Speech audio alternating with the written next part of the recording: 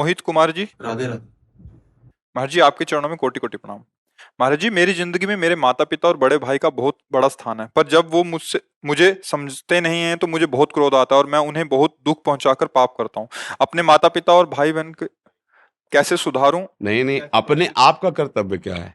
देखो, हमारे पास अगर आए हो आप तो भगवान की कृपा पात्र हो। बिना कृपा के आप ऐसे नहीं बैठ सकते। आपका कर्तव्य क्या है?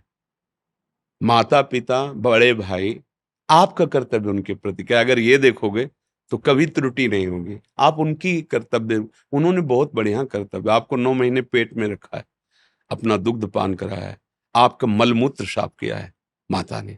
पिता का हर उद्देश्य रहा है कि आपको स्वस्थ बनाएं, पढ़ाएं, लिखाएं, ऐसा बेटा बने कि चार को सुख पहुंचाए और नाम हो कि ये अमुक का बेटा है। उनको आप कटुभाषण कैसे बोल सकते हो? बड़े भाई हैं, ठीक है, उनका स्वभाव, उनका प्रभाव, उनकी चाहत उनका है। मेरा कर्तव्य क्या? मैं उनके छोटा हूं, झुक के पैर छूना, जो बात करना, बस ये ध्यान रखना कि मेरे बड़े भाई हैं, इतना सम्मान। आगे बढ़ जाओगे। देनहार कोई और है। मान लो जैसे संपत्ति बंटवारे में ना भाई भाई को मार देते हैं, लड़ाई, बहुत मूर्खता है। उसके पैर छुओ। तुम अगर प्रसन्न हो तो तुम सब ले जाओ, हम लेबरी करके खा लेंगे, तुम मेरे बड़े भाई हो, आनंदित रहो। झगड़े की जरूरत नहीं, मारने की जरूरत नहीं। देने वाला इतना महान है कि जब तुम्हारी महानता देखेगा ना तो वो देखता रह जाएगा। उसके पास तो एक सीमित है, वो असीम सामर्थ्यशाली आपके पक्ष में हो जाएगा। पर ये बात जल्दी समझ में नहीं आती ना। छोटी छोटी संपत्ति, छोटी छोटे पैसे में हम अपने बड़े जनों का अपमान कर देते हैं, हिंसा कर देते हैं, ऐसे अपराध कर देते हैं कि जीवन दुखी हो जाता है। नहीं नहीं, आप विवेकवान बनो। हाँ, माता पिता और बड़े बुजुर्ग जन या बड़े अपने से जो पद में हैं, हमें उन्हें प्रणाम करना चाहिए। देने वाले तो प्रभु है, आप समझो। जब आप अच्छे आचरण करोगे, आपके अशुभ नष्ट होंगे, सुखी हो जाओगे। एक आह भरा आशीर्वाद होता है। अगर वो आपको गालियां दे रहे हो, आप उनकी सेवा में ही हो, नम्र हो, तो वो जबान से गाली दे रहे हैं लेकिन अंदर से समझ रहे हैं कि इतना कटु व्यवहार करता हूं फिर भी ये ऐसे, तब अंदर से जाओ सुखी रहो। भीष्म जी के पिता ने कहा था कि जाओ बेटा, हमारे लिए तुमने सुखों का त्याग किया, ब्याह नहीं करूंगा, संतान नहीं उत्पन्न करूंगा, राज सिंहासन नहीं ग्रहण करूंगा, तो जाओ, जब चाहोगे तभी मृत्यु तुम्हें छू पाएगी। इच्छा मृत्यु का वरदान पिता ने दिया था।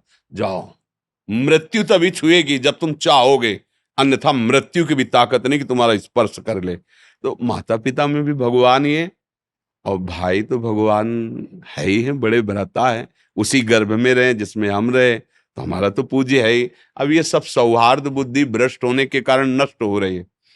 अब गंदे लोगों का संग, गंदा आचरण, गंदा खान पान, तो फिर भाई को दुश्मन और माता पिता की तरफ वो अपमान वाली दृष्टि रहती। थप्पड़ मार देते माता पिता को।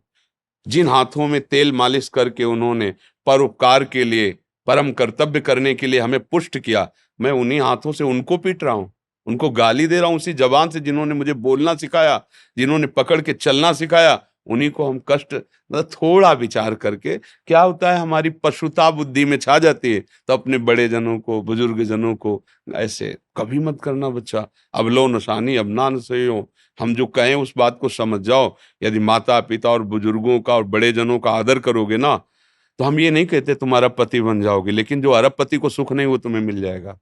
हृदय में संतोष, धैर्य, शांति, गंभीरता, बात समझ लो। आलोक शर्मा जी। श्री राधे। श्री सद्गुरुदेव भगवान। भारत भूमि की संत परंपरा के ध्वज वाहक, ज्ञान एवं भक्ति की साक्षात प्रतिमूर्ति, आपके चरणों में कोटि कोटि वंदन। महाराज जी, ज्ञान व भक्ति क्या अन्योनाश्रित है?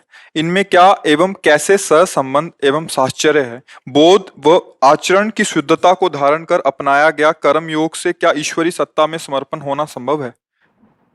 इसका प्रश्न, आप किस मार्ग के पथिक हैं? आप केवल जानना चाहते हैं या आप किसी मार्ग के पथिक हैं? दोनों मार्गों में सम्मेलन, न किसी मार्ग का प्रतीक शायद खोज रहा हूं। जब हम भगवत मार्ग में, किसी भी मार्ग में चलना चाहते हैं तो पहले हमें जानना होता है। कहीं भी चलना चाहे तो मार्ग जानना होता है। जब हम किसी मार्ग को जानना चाहते तो जानने वाले का परिचय होना चाहिए, जो हमें जना सके। मुख्य तो जनाने वाले श्री भगवान ही हैं। सोई जाने जेहि देहु जनाई, और जानत तुम्हें हो जाई। जो आपको जान जाता है वो आप मैं हो जाता है। ऐसा जनाना आपसे ही होता है। अब वही आप कृपा करके जब अवतार लेते हैं तो स्वयं उपदेश करते हैं।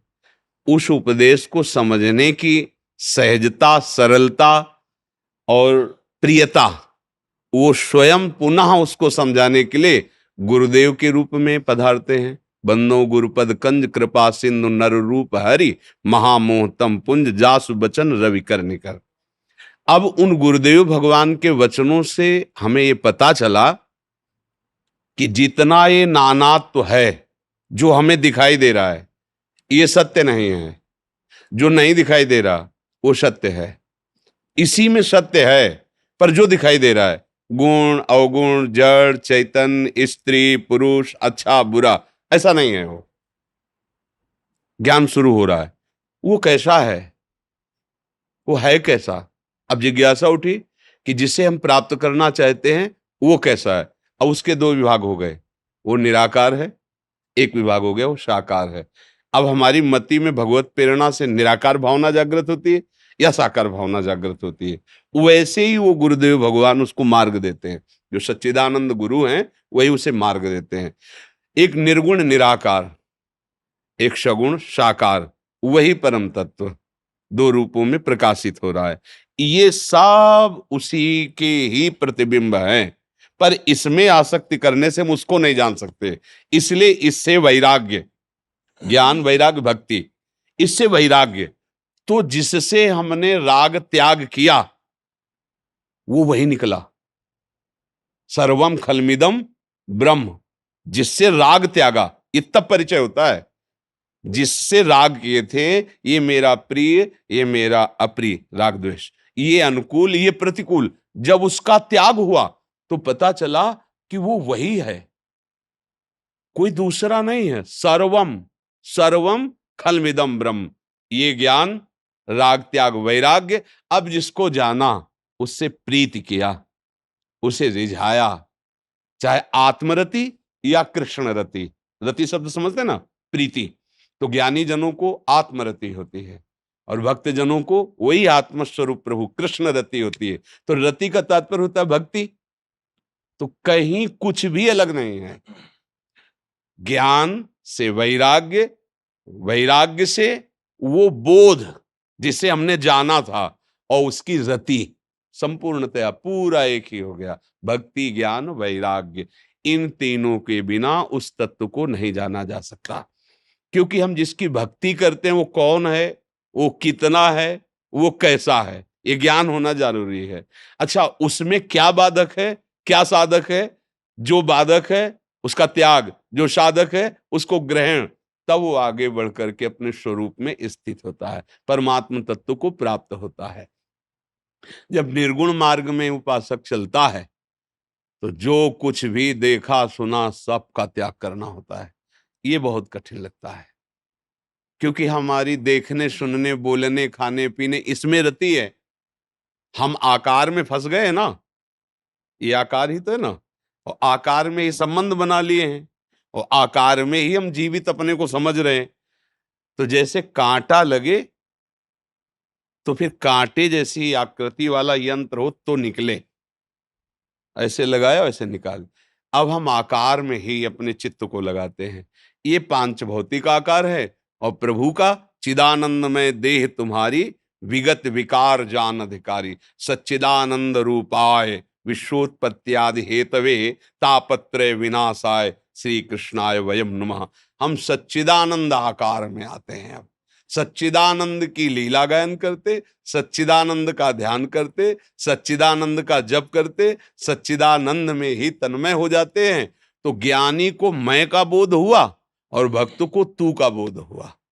सब जगह तू ही तू है, जित देखूं तित श्याम मई। और ज्ञानी को क्या हुआ? मैं हम ब्रह्मास्मि, मैं ही मैं हूं, ये मेरा ही संकल्प। एक में दोनों आ गए ना, बस। समस्या अनेक में फंसने से है, चाहे भक्ति से, चाहे ज्ञान से, चाहे निर्गुण निराकार से, चाहे सगुण साकार, लगो उस सच्चिदानंद तत्व में लगो, परम मंगल हो जाएगा। अभी हमें आज तक कुछ अलग नहीं लगा, सब एक ही मार्ग की बातें लगी हैं, क्योंकि बिना जाने आगे नहीं बढ़ सकते, और जब जाने तो उसे ही ज्ञान कहते हैं, और आगे बढ़े तो पीछे वाले का त्यागा उसे वैराग्य कहते हैं, और जिसको जाना उससे प्यार किया, रति की, उसी को भक्ति कहते। एक ही बात मुझे समझ में आई, जल रूप साकार निराकार का भेद ऐसे, जैसे जल रूप और बर्फ रूप, जल और बर्फ एक ही बात है। बर्फ गाढ़ रूप है तो आकार बर्फ कह दिया, और वो प्रवाहित है बोले जल। ऐसे सबके अंतःकरण में परमात्मा विराजमान, सबके हृदय अछत विकारी विराजमान हो। आकार ये है लेकिन सूक्ष्म रूप से सबके हृदय में विराजमान है। हम उसको प्रणाम करते हैं, वही आराध्य देव है। और फिर जब दृष्टि और बढ़ती है तो सब रह ही नहीं जाते, केवल प्रभु ही प्रभु रह जाते हैं। क्योंकि ये मायाकृत त्रिगुण दृष्टि जब तक है, सतोगुण रजोगुण तम, तब तक ये विविधता दिखाई देगी, ये त्रिविधता दिखाई देगी, ये नानात्व तो दिखाई देगा। और जहां दृष्टि एक हुई, त्रिगुणातीत, सच्ची मानिए केवल प्रभु ही प्रभु है, परम सत्य सच्चिदानंद प्रभु। समझ पाए आप जी? जी राजेश कुमार पांडे जी बक्सर से। महाराज जी, आनंद द्वैत अवस्था में मिलता है, परंतु लय अवस्था में ये कैसे और किसे प्राप्त होता नहीं है? नहीं नहीं नहीं, द्वैत अवस्था में कैसे आनंद प्राप्त होता है? अभी आनंद प्राप्त ही नहीं किया तो कैसे तुम निर्णय कर सकते हो? द्वैत में तो भय होता है, द्वैत में भय होता है। द्वैत का त्याग करने के बाद अद्वैत में आनंद का अनुभव होता है। कैसे? जैसे ज्ञान और भक्ति दोनों का निरूपण, और ध्यान से सुनना। एक भृंगी नाम का कीड़ा होता है, वो दूसरी जाति के कीड़े को मिट्टी के घरौंदे में पैक करता है और अपना चिंतन करवाता है, डंक मारता है भन, फिर उसको छेड़ता है, फिर भन, वो भयवश उसका चिंतन करता है और वो भृंगी स्वरूप को प्राप्त हो जाता है। समझ रहे? हम प्रेमवश चिंतन करते हैं, नाम रूप लीला धाम, ये रूप, इसमें पांच भौतिक, आंतरिक, अंतःकरण चतुष्टय, पांच ज्ञानेंद्रियां, स्वभाव, सतोगुण रजोगुण तमोगुण, ये सब मायाकृत है, मेरा स्वरूप नहीं है। समझ रहे? मेरा स्वरूप क्या है? आनंदमय है, चेतन, अमल, सहज, सुख राशि। भगवान का स्वरूप क्या है? जो आनंद सिंधु, सुख राशि। आनंद समुद्र का अंश भी आनंद समुद्र ही है। जो ज्ञान मार्ग से चलता है और द्वैत को मिटा देता है तो अपने स्वरूप में लय हो जाता है, तो आनंद स्वरूप अखंडानंद कहते हैं। और जो भक्ति मार्ग में चलता है उसकी भक्ति तभी सफल मानी जाती, जिस आनंद की बात कर रहे हैं, जहां से तुम्हारा प्रश्न लक्ष्य पहुंचा रहा है, उसमें मैं खो जाता है। ज्ञानी में सब कुछ मैं में समा जाता है, और भक्त का सब कुछ मैं तू में समा जाता है। ब्रह्म नहीं, माया नहीं, नहीं जीव, नहीं काल, अपनी हुस्न दिना रही, एक रहो नंदलाल, ये आनंद की स्थिति। प्रेम गली अति साकरी, तामे दो ना समाये। तो ये दो द्वैत का आनंद ले रहे हो प्रकट में, पहले इसको मिटाओ और एक में आओ, फिर उस एक का जो विस्तार है, रसो यह परमानंद एक एव द्विधा सदा, फिर वो आनंद द्वैत का नहीं होता। जैसे एक शीशे के कमरे में खड़े हो जाओ तो तुम सैकड़ों रूप में दिखाई दोगे, तो तुम सैकड़ों थोड़ी हो गए, एक ही। उसमें सेवक भी भगवत स्वरूप, स्वामी भी भगवत स्वरूप, लीला भी भगवत स्वरूप, और रसास्वादन भी भगवत स्वरूप। उसमें किंचित मात्र मैं तू का भेद नहीं रहता। उस स्थिति में ये बिना स्थिति प्राप्त के, पढ़ के या सुन के नहीं समझ सकते हो। ये अनुभव गम में भजे जय संता। समझ में कुछ आई कि नहीं आई? अगर इसमें कोई तर्क हो तो आप कर सकते हो जी। महाराज जी, मैंने सुना है कि श्री स्वामी विवेकानंद जी, स्वामी रामकृष्ण परमहंस जी सरीखे अन्य भगवत प्राप्त महापुरुष अभी भी दर्शन देते हैं और वे अपनी स्वतंत्र सत्ता स्थापित कर लेते हैं। ऐसी स्थिति में परम सत्ता से वे किस प्रकार सामंजस्य की स्थिति में रहते हैं? देखो तुम्हें बताएं, सुलझ के सुनोगे तो समझ में आ जाएगी। प्रभु एक ही है। जब इस शरीर में राग हो जाता है तो मुझे अनेकता का भान होता है। जैसे ये रूप आप देख रहे हो, अब इसे प्रेमानंद रूप कहोगे। कौन है? बोले प्रेमानंद है। ये प्रेमानंद नहीं है, ये प्रेमानंद का पांच भौतिक नाशवान रूप है। अच्छा, ये रूप कुछ दिन बाद मिट जाएगा। अब उस परम तत्व की आराधना करके जब चाहोगे इस रूप को, तब आप इस रूप से बात कर सकते हो, देख सकते हो। जैसे हम जो भी बोल रहे हैं, ये सब शब्द एकत्रित हो रहे हैं। मान लो कोई इंग्लैंड में भाषण दे रहा है और आपके पास यंत्र है, मिलाइए आप, तो भाषण यही से सुनाई देगा, मतलब वो आकाश में फैल गया तत्काल।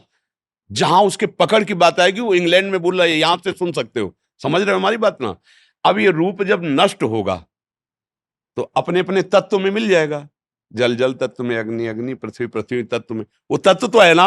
वो आपने उस परम तत्व की आराधना की, माना, और आप उस रूप को देखना चाहते, तो वही परम तत्व ये रूप धारण करके आपसे संभाषण करेगा, आपको देगा। इस रूप की सत्ता ले, सत्ता उसकी है, वही रूप धर करके वो आ जाएगा। समझ? अब आप कहो हमारे गुरुदेव विवेकानंद जी हैं और मैं उनको दर्शन करना, बिल्कुल विवेकानंद जी के रूप में प्रभु आएंगे और आपसे बात करेंगे और आप कहोगे नहीं, विवेकानंद साक्षात भगवान है, कोई संशय नहीं, क्योंकि भगवान ही आए हैं। समझ में आ रहा है ना?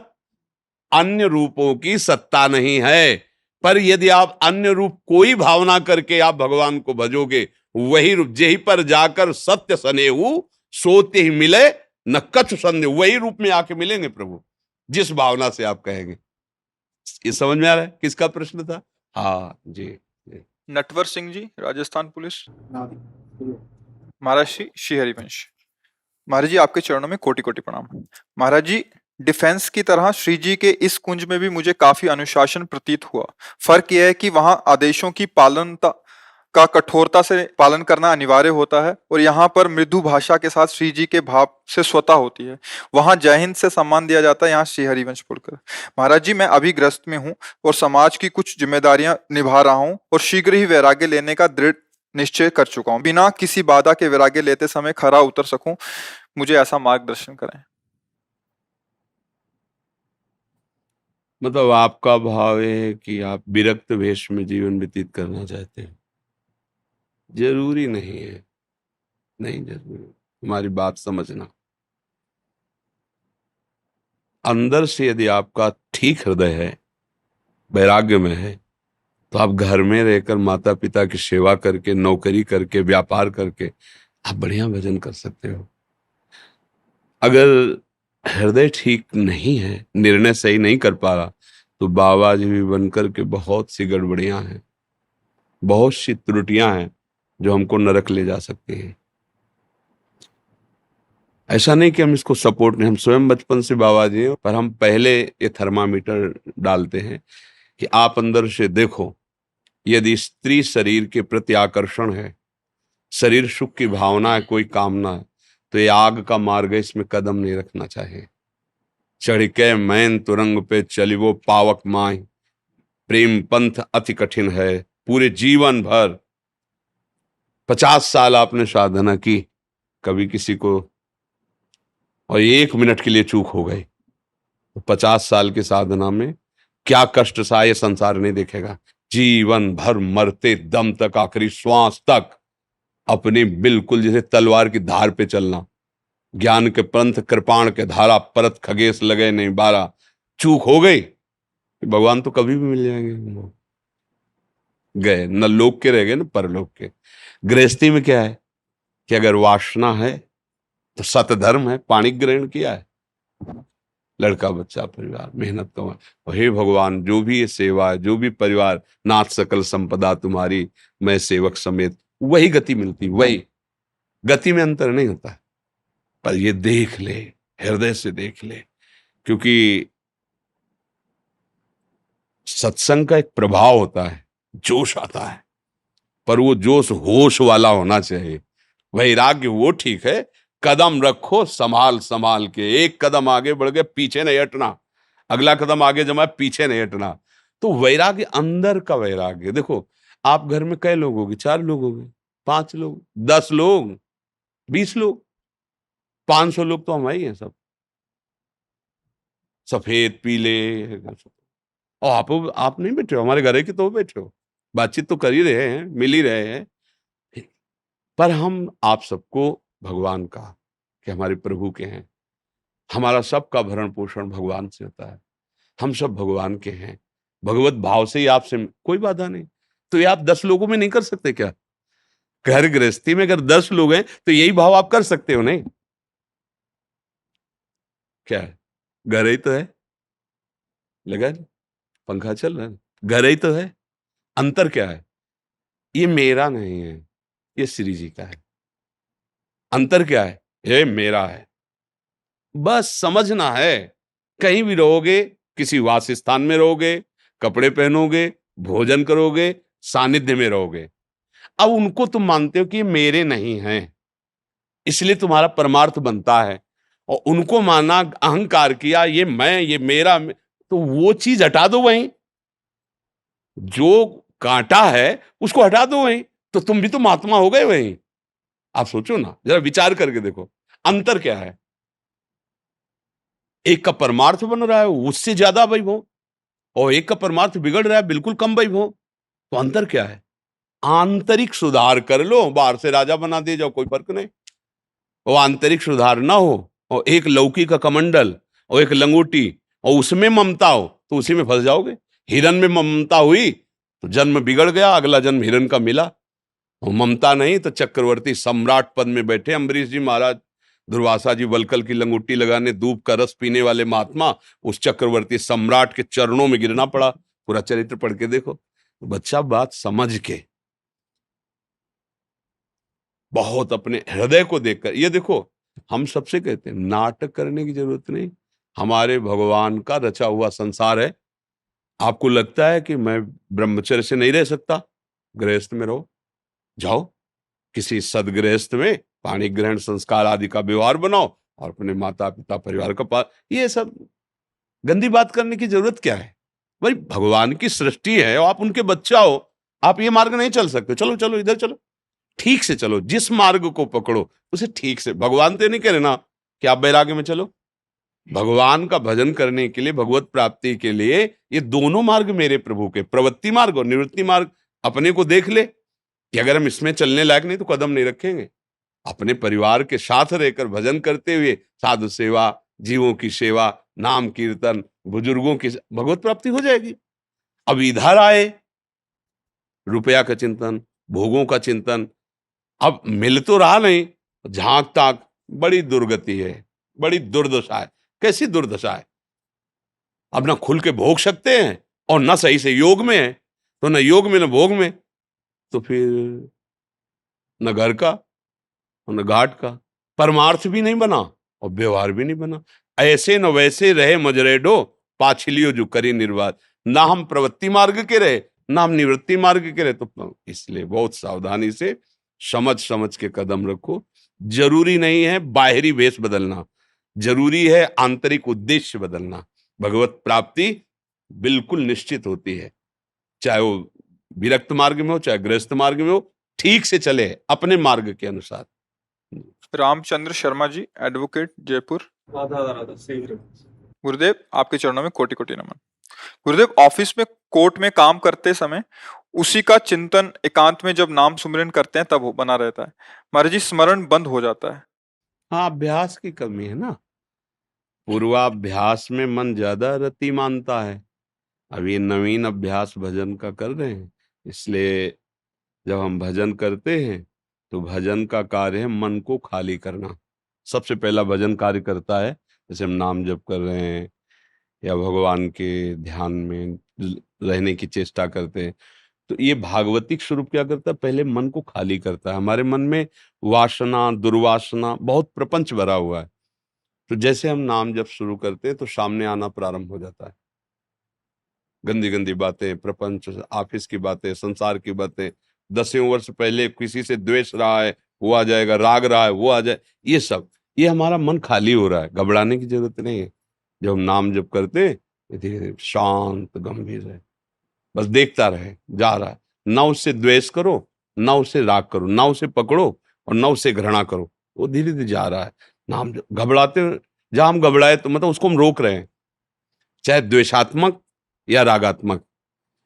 कितनी गंदी बात है, क्यों आई है? मतलब उसका आप अस्तित्व दे रहे हैं, इनका अस्तित्व नहीं है, ये जा रहे हैं।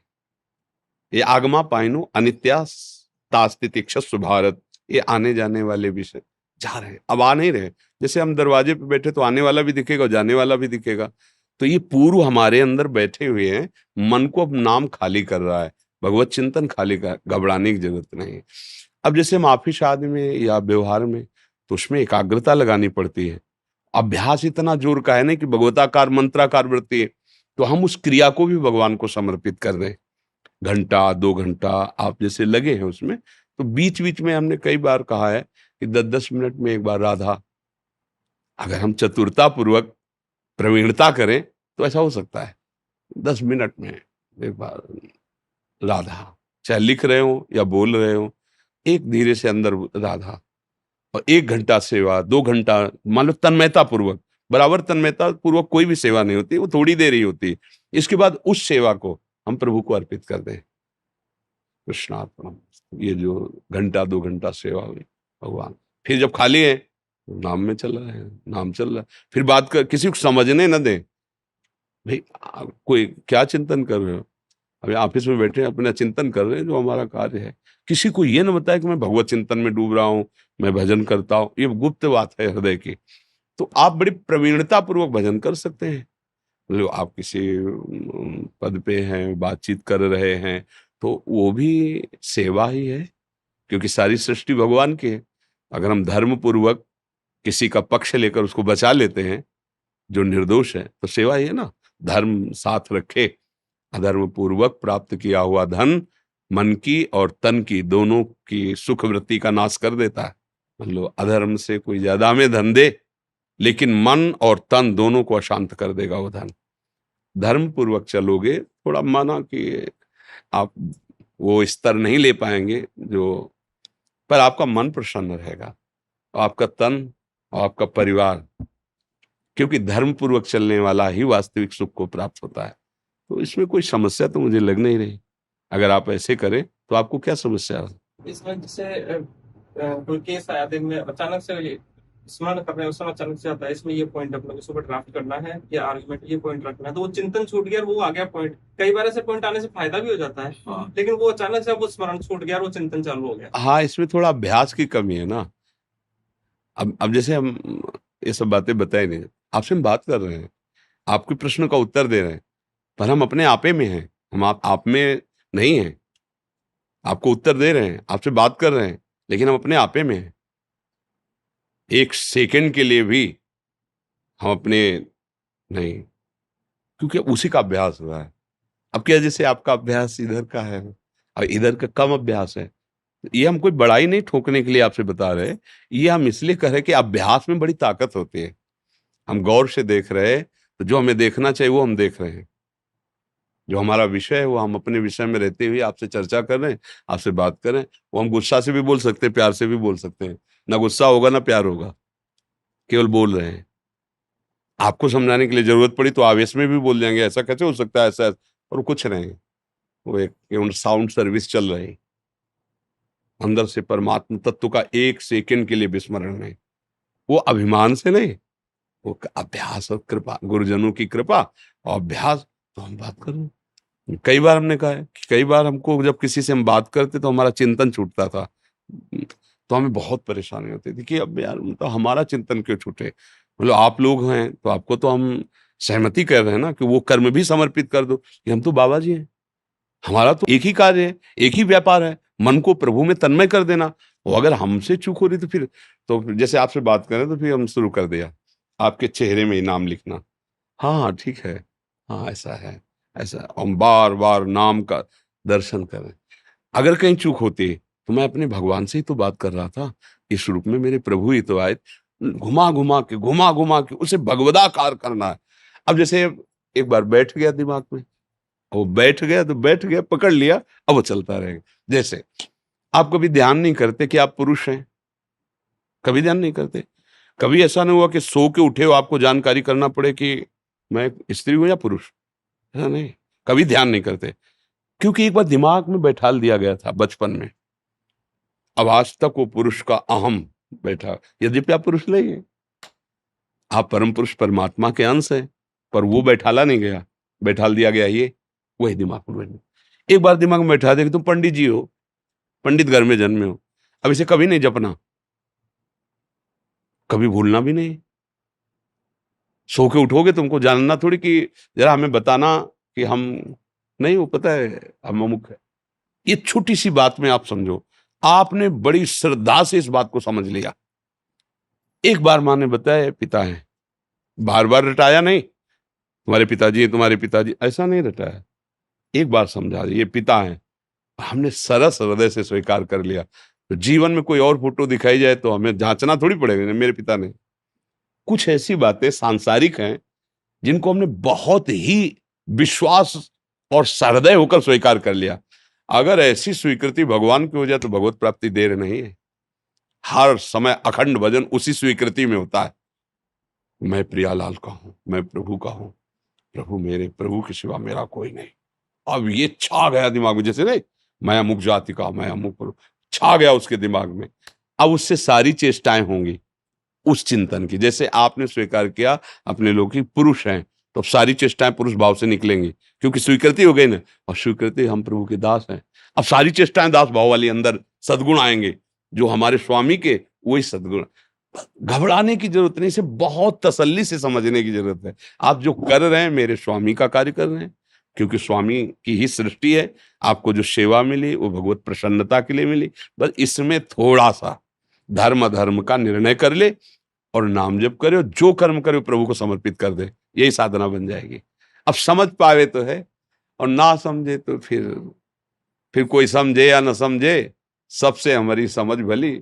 ठाकुर नंद किशोर हमारे ठकुराइन ब्रस भाल ले ली। हाँ जी, कुछ भक्तों ने आपके श्रीमुख से नाम चाहा है हमारे श्री। राधा वल्लभ श्री हरिवंश, राधा राधा राधा, हम ऐसा रटते हैं। आपको जो गुरु जी ने दिया है, जो नाम प्रिय हो, खूब नाम जप करो। नाम जपत मंगल दिशि दश हो। विश्वास रखो, जीवन बहुत कुछ समय का है।